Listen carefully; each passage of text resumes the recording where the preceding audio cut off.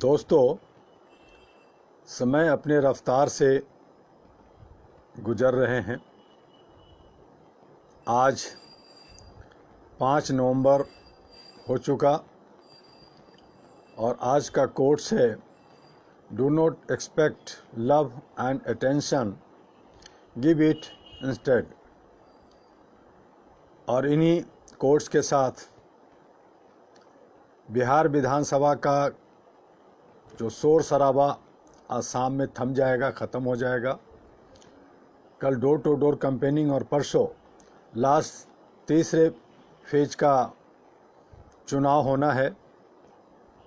मत जनता ज़्यादा से ज़्यादा दे, मैं इसे अपील करता हूं, क्योंकि जो 54% और 51% की वोटिंग जो हो रही है वो लोकतंत्र का सही दशा दिशा दिखाने का नहीं है, क्योंकि उसमें 10-15% तो बेईमानी होता ही होता है, चाहे वो कई कारणों से होता है, वो अलग एक विषय है बहस करने का।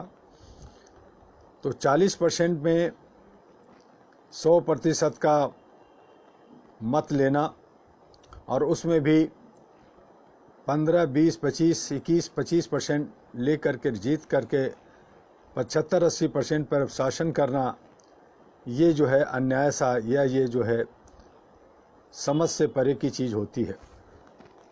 तो इसलिए जनता को चाहिए कि ज़्यादा से ज़्यादा वोट दें और जो लोग मौकाप्रस्त लोग हैं, जो लोग सिर्फ सत्ता और कुर्सी से चिपके रहते हैं, उनसे दूर रहें, उनको सबक सिखाएं और अच्छे सच्चे, चाहे वो निर्दलीय हों, चाहे छोटी पार्टी हों या कोई भी हो, लेकिन अगर वो आपके क्षेत्र का है और आपके क्षेत्र के लिए वो गंभीर है तो उसे आप ज़रूर चुनें। दूसरी तरफ विश्व का सिनेरियो में हर तरफ उथल पुथल चल रहा है। ट्रंप का ड्रम्प बन गया। ट्रंप जो उछल रहे थे उनकी बुरी हार हो रही है और जो बिडेन, जो उम्मीद नहीं थी या उम्मीद वो नहीं लगा रखे थे, लेकिन जनता ने उन्हें पूरा प्यार दिया और वो big boss mister president America के बनने जा रहे हैं। भारत के साथ क्या संबंध रहेगा, क्या होगा, क्या उसका प्रभाव पड़ेगा, ये तो भविष्य बताएगा। पूर्वाग्रह में पिछले वक्तव्यों से भारत ना घबराए। भारत को सभी प्यार करते हैं, लेकिन जो अमेरिका का जो कायाकल्प, अमेरिका के अंदर जो कुछ हुआ है उसका असर विश्व के अन्य देशों पे पड़ेगा। अमेरिका में इमरान खान, ये पाकिस्तान के अंदर इमरान खान का जाना अब तय हो गया है। दूसरे देशों में भी काफ़ी बदलाव अब देखने को मिलेगा और हमारे भारत के अंदर जो अंधभक्त लोग हैं, जो मीडिया अंधभक्ति में जी रहा है, उन्हें भी अब सबक मिल रहा है कानूनी तौर पे। जैसे भी मैं बहुत पहले अर्णव गोस्वामी को समझाया था, क्योंकि मेरा कई बार उससे व्यक्तिगत रूप में मिलना जुलना रहा है, मैंने कहा था मेरे भाई संभल करके चलो, ज़्यादा उछलना, ज़्यादा चीखना ये सेहत के लिए ठीक नहीं है। लेकिन उसने मेरी बात को नहीं समझा, नहीं माना और वो अपनी ही धुन में आगे बढ़ा। नतीजा सामने है। उसके कुछ साथ देने वाले लोग भी खामोश हैं और जो कानून कहेगा, जो करेगा वो करेगा, क्योंकि अभी उस पर एक नहीं और भी बहुत सारी बातें हैं। तो एक बार जब नेट में आ जाता है तो आदमी फंसता रहता है, चाहे पानी में बार बार जाल को डाला जाए, निकाले जाए, लेकिन है तो वो जाल में ही, और इस तरह से वो नेट में आ जाता है। इसी तरह से बाकी मीडिया का भी हालत होगा और भारत के अंदर भी एक बदलाव का ब्यार चलेगा। और मैं समझता हूँ कि जो आरएसएस की दादागिरी 2024 से आगे नहीं जाएगा। बहुत सारे लोग अपने अपने तरीके से अपना मत देते हैं, अपना भविष्यवाणी करते हैं, लेकिन मेरा मानना है, मैं कोई ज्योतिष नहीं हूँ, लेकिन जिस हिसाब से भारत में कुछ अच्छे काम हो रहे हैं, इसमें कोई दो नहीं रहेंगे, उसका मैं हमेशा सम्मान किया। लेकिन बहुत सारे ऐसे जो जिसमें बतौलाबाजी, जिसमें सिर्फ जुमलाबाजी, योजना परियोजना, लेकिन उसका लाभ जब जनता को नहीं मिलेगा तो जनता अब वो भोली भाली, वो चुपचाप रहने वाली नहीं है, बल्कि अंदर से बहुत ही जागरूक हो गई है। और इसका श्रेय all India human rights association, AHRA national party और हमारे जो लाखों लोग भारत के 36 राज्यों में यूटी मिला करके जो है और भारत के बाहर हैं, उन सब का अथक प्रयास रहा कि भारत के अंदर अब मानवाधिकार को लोग जानने और समझने लगे हैं। हालांकि अभी भी बहुत काम करने की ज़रूरत है, खास करके जागरूकता पे। तो हम लोगों का जो मेन फोकस इस वक्त है मानवाधिकार की जागरूकता है, उसकी अपलिफ्टमेंट है और ह्यूमन राइट्स की प्रोटेक्शन पे हम लोग ध्यान दे रहे हैं। हमारे कम रिसोर्सेज होते हैं, कम संसाधन हैं, हमारे बीच में बहुत सारे तथाकथित लोग घुस जाते हैं। बहुत सारे लोग अलग अलग संस्थाएं बना करके हमारे मंसूबों को, हमारे उद्देश्यों को, हमारे मिशन को कमज़ोर करने की कोशिश करते रहते हैं। लेकिन उसके बावजूद अहरा अपने मिशन और विजन में आगे बढ़ रहा है और आपका इसमें स्नेह और प्यार मिल रहा है। सरकार की ढोलमुल नीतियाँ, सरकार की दमन की नीतियाँ, ये जो है मानवीय मूल्यों को कुरेदता है, मानवीय मूल्यों को रौंदता है। एक तरफ हमारे जो सरकारी तंत्र हैं वो मानवीय मूल्यों को बचाने की बात करते हैं, मानवता की बात करते हैं, एकता की बात करते हैं, राष्ट्रीय एकता की बात करते हैं, अखंडता की बात करते हैं, सभी धर्मों, सभी जातियों, सभी भाषाओं को एक साथ लेके चलने की बात करते हैं। दूसरी तरफ भेदभाव, ऊंच नीच और पता नहीं क्या क्या मन में पाल करके चलते हैं, जिसकी वजह से हमें कुछ हानि या कुछ टाइम तक हमें परेशानी तो होती है, लेकिन हम हौसला को लेकर के एक नई उमंग, एक तरंग लेकर करके हम आगे बढ़ रहे हैं और हमारे हौसला के पंख को कोई काट नहीं सकता, तोड़ नहीं सकता। और इसी उम्मीद के साथ आपके साथ आगे बढ़ रहे हैं। मेरे साथियों, आप सभी मानव हैं, हम मानव हैं। आप सभी मिल करके एक अच्छी सोच करके अपने लिए नहीं, लेकिन अपने आने वाले जो जनरेशन है उनके लिए कुछ करें। क्योंकि मेरे जो बाप दादा थे, परदादा थे, उन लोगों ने जो किया उसका हम लोग भोग रहे हैं। उन्होंने जो भोगा, उनके पहले वाले लोगों ने जो कुछ किया था, उनकी वजह से वो आगे बढ़े। और हम लोग जो करेंगे, जो बीज बोएंगे, वैसा ही फल आगे हमारे आने वाले जनरेशन, हमारे बच्चे काटेंगे। तो इन सारी चीज़ों को देखते हुए सिर्फ अपने आप में ना जिएं, अपने आप नशे में ना रहें, बल्कि कुछ न कुछ जो आपसे बन पड़ता है अपने दायित्वों का निर्वहन करें और एक अच्छा माहौल बनाएं।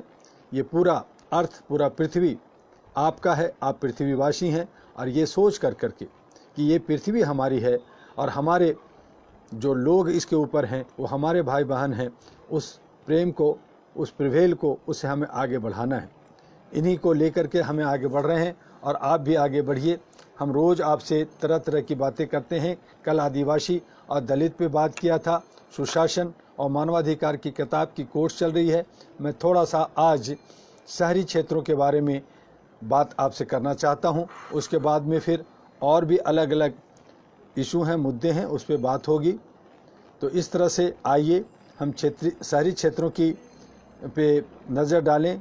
आज़ादी के बाद देश के शहरी क्षेत्र में ग्रामीण क्षेत्र की अपेक्षा ज़्यादा प्रगति हुई है। शहरों में रहने वाले लोगों का जीवन स्तर सुधरा है और प्रति व्यक्ति आय भी सुधरी है। शहरों में साक्षरता दर भी ग्रामीण क्षेत्रों की अपेक्षा ज़्यादा है। शहरों में रोजगार के भी ज़्यादा अवसर उपलब्ध हैं। शहरी क्षेत्र को देखने पर भारत में हुई प्रगति का आंकलन किया जा सकता है। बड़े शहरों, महानगरों, राज्यों की राजधानियों में ज़्यादा प्रगति हुई है, जबकि छोटे शहरों में प्रगति की रफ्तार काफ़ी धीमी है। कुछ छोटे शहरों की तो स्थिति लगभग गांव जैसी ही है। शहरी क्षेत्रों में विकास की दर ग्रामीण क्षेत्रों की अपेक्षा ज़्यादा है, परंतु ग्रामीण क्षेत्रों की अपेक्षा शहरों में विसंगतियों की कमी नहीं है। शहरी क्षेत्रों में मानवता का हनन होता है, मानवाधिकारों के उल्लंघन की घटनाएं सामने आती रहती है। महिला उत्पीड़न से लेकर बाल श्रम की बातें आए दिन मीडिया की सुर्खियां बना रहती है। यहाँ की दुकानों और फैक्ट्रियों में मजदूरों के शोषण की बातें आए दिन देखने व सुनने को मिलती है। शहरी क्षेत्रों में भी असमानता की खाई काफ़ी लंबी चौड़ी है। यहाँ पर जगह जगह पर मानवाधिकारों के उल्लंघन की घटनाएं सामने आती है। विडंबना तो यह है कि शिक्षित वर्ग भी इस संबंध में यथोचित रूप से सहयोग नहीं दे पाता। पुलिस उत्पीड़न, दफ्तरों में कर्मचारियों के साथ गलत व्यवहार की घटना भी शहरों में ज़्यादा देखने को मिलती है। महिलाओं के साथ ज्यादतियाँ अधिकतर शहरी क्षेत्रों में सुनने को मिलती है।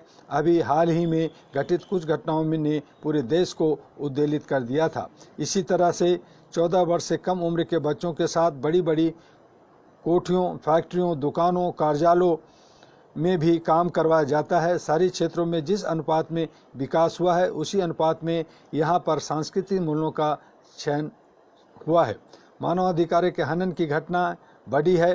कोई भी मनुष्य किसी भी संस्कृति में रहने को स्वतंत्र है, कोई भी परंपरा अपनाने को स्वतंत्र है, इसमें किसी को कोई आपत्ति नहीं होनी चाहिए। परंतु जब मानव तथाकथित विकसित होने के नाम पर अपनी ही संस्कृति का मखौल उड़ाता है तो गलत लगता है। कोई किसी भी संस्कृति को अपनाए, इसमें कुछ भी गलत नहीं है। संस्कृति का मखौल उड़ाना सही नहीं माना जा सकता।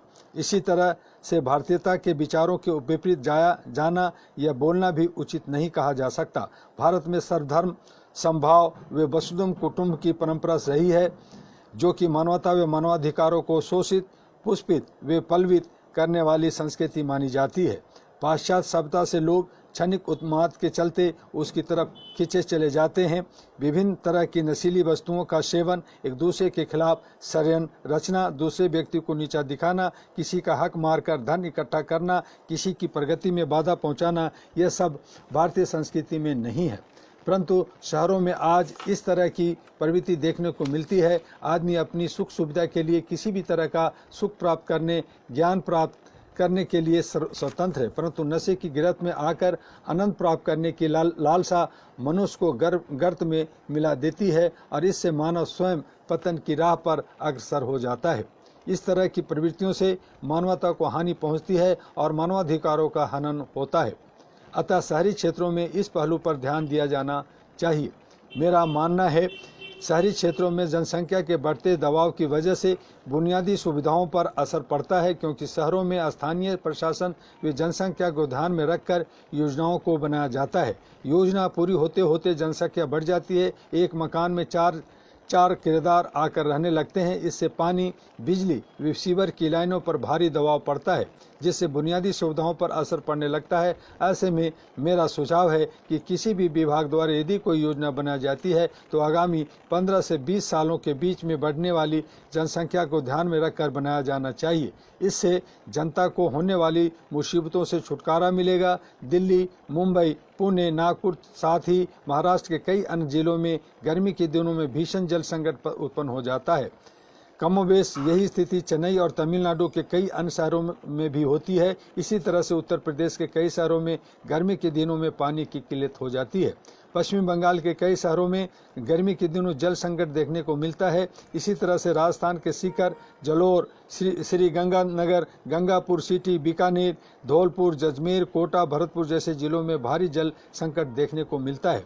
मध्य प्रदेश के विंध्य क्षेत्र, मालवा क्षेत्र में गर्मी के दिनों में भारी संकट पैदा हो जाता है।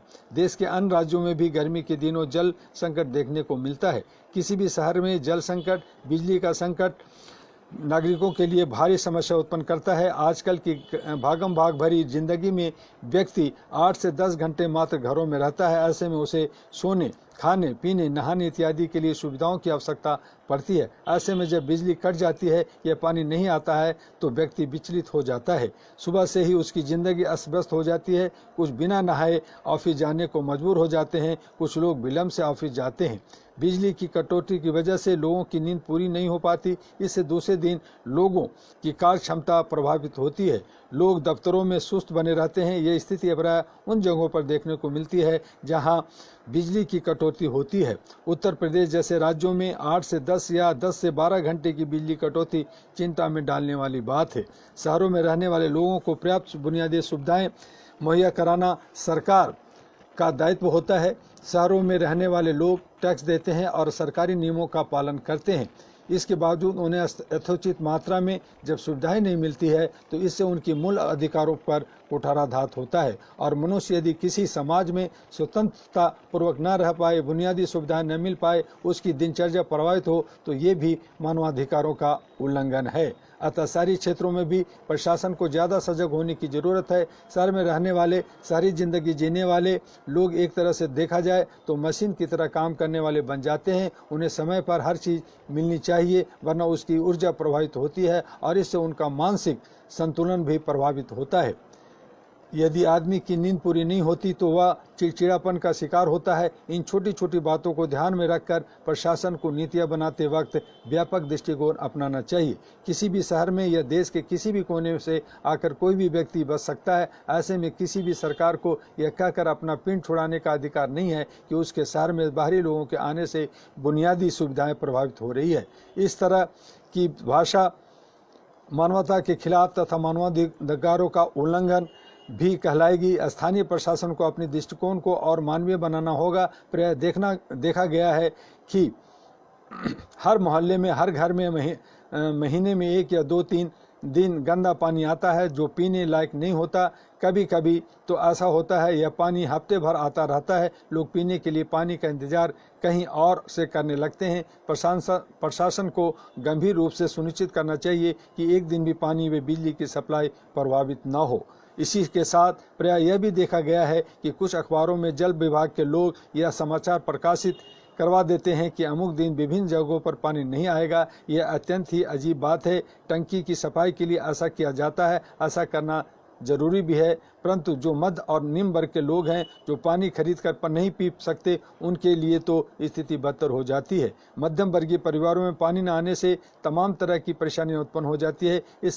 इसके लिए मेरा मत है कि यदि टंकियों की सफाई की जाती है तो विकल्प के रूप में दूसरी टंकियां सप्लाई के लिए मौजूद होनी चाहिए।